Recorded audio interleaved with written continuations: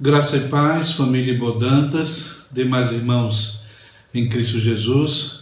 É com alegria que estamos iniciando mais um PPP, Pergunte para o Pastor, hoje, quinta-feira, 2 de julho.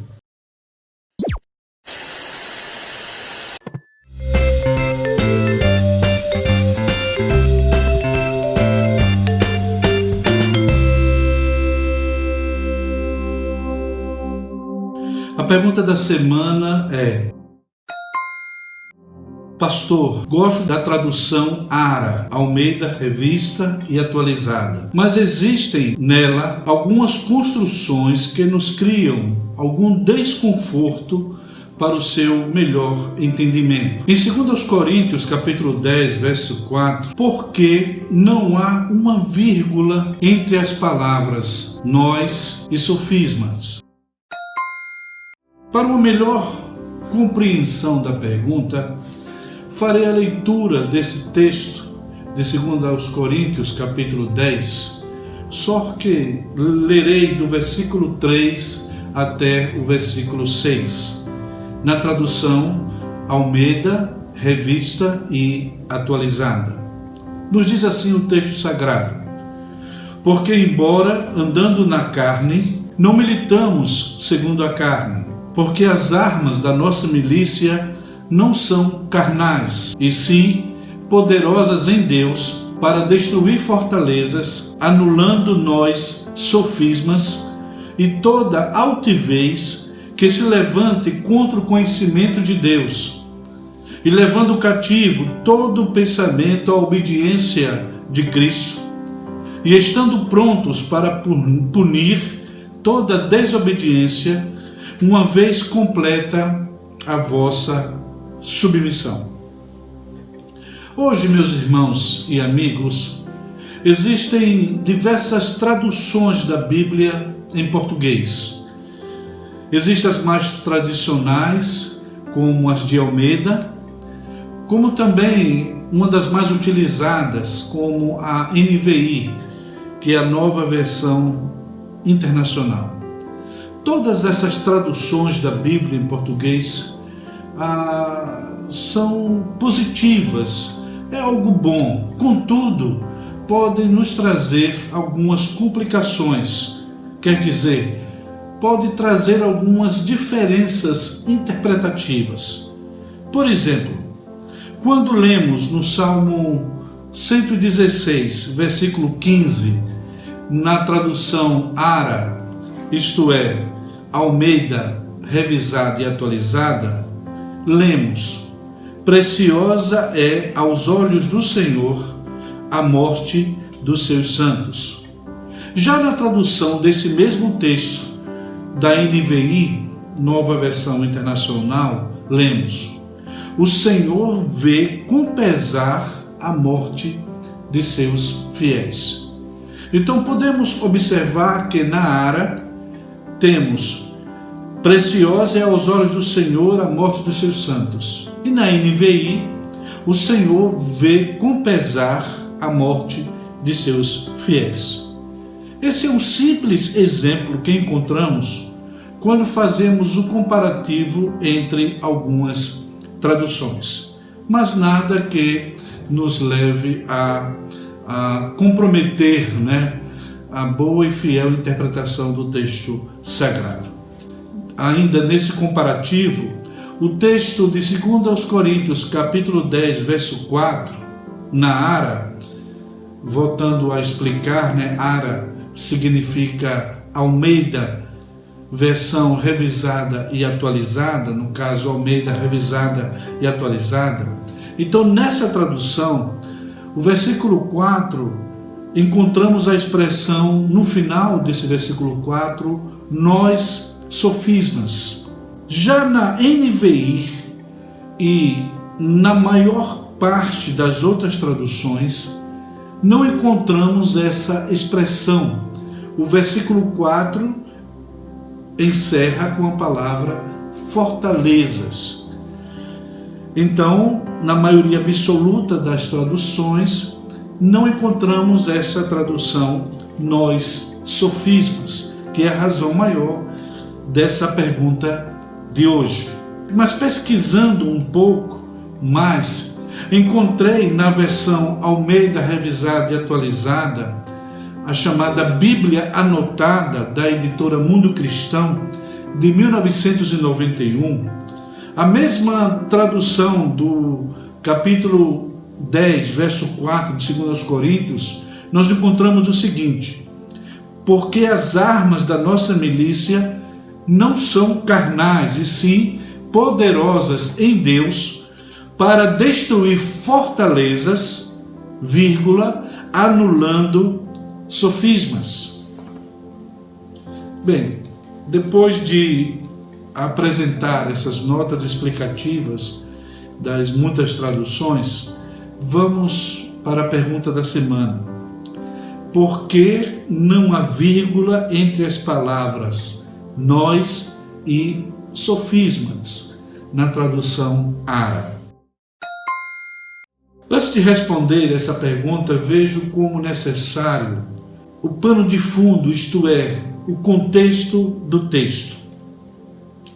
A linguagem, meus irmãos, do versículo 1 do capítulo 10 de 2 Coríntios, Paulo escrevendo àqueles irmãos, nós percebemos que há uma nota explicativa de Paulo, citando a alegação dos seus oponentes em Corinto, a saber, que ele se mostrava ousado quando estava ausente, mas uma pessoa fraca quando se encontrava face a face com as pessoas. Isso, na verdade, meus irmãos, chega ao limite, isto é, às raias de uma acusação de covardia daqueles oponentes de Paulo na igreja de Corinto. Paulo não tinha coragem, segundo esses oponentes, de dizer às pessoas pessoalmente quando estava face a face com elas, mas quando se encontrava distante, Paulo era muito ousado na visão desses oponentes. Como resposta a essa acusação, Paulo, meus irmãos, ele roga que ele não fosse visto como a necessidade de demonstrar falsidade. Quer dizer, Paulo, ele não estava sendo falso diante daqueles irmãos. A autoafirmação para Paulo lhe era desagradável. E Paulo apela, meus irmãos, em vez disso, à mansidão e benignidade de Cristo, no versículo 1 do capítulo 10 de 2 Coríntios. Isso, meus irmãos, torna conhecidos aos coríntios o quanto Paulo ensinava o Evangelho e o quanto Paulo procurava reproduzir neles as verdades do Evangelho. Paulo, meus irmãos, não deseja usar da ousadia contra alguns dos que o acusavam de andar segundo a carne. É interessante notar aqui que as referências à carne, nos versículos 2 e 3, empregam a expressão costumeira de Paulo. Os homens suspeitavam que ele age segundo a carne. Mas pelo contrário, meus irmãos, o que podemos ver que, embora ele tivesse na carne, não guerreava segundo a carne, pois as suas armas não eram carnais, porém poderosas em Deus. Esse texto, meus queridos, ilustra muito bem o uso que Paulo faz do termo carne. Paulo utiliza esse termo carne para denotar a fraqueza inerente do homem, suscetível ao domínio do pecado, em contraste com o poder divino que está disponível ao homem de fé. As armas carnais, segundo Paulo, não precisavam ser más, mas incluem as que consistem do poder humano, tais como eloquência, organização, propaganda, coisas semelhantes, que são por si mesmas neutras, mas que podem ser usadas para o mal, por serem subservientes ao egoísmo, artimanhas e violência, caracteristicamente humanas. As armas da nossa milícia, convém ressaltar que a palavra milícia aqui significa luta, guerra. Então, as armas da nossa luta são as que Paulo enumera em Efésios capítulo 6, verso 13, seguintes. Ali quando Paulo trata sobre a armadura de Deus. Então, essas armas, elas são poderosas em Deus para demolição de fortalezas. E o que essas fortalezas protegem?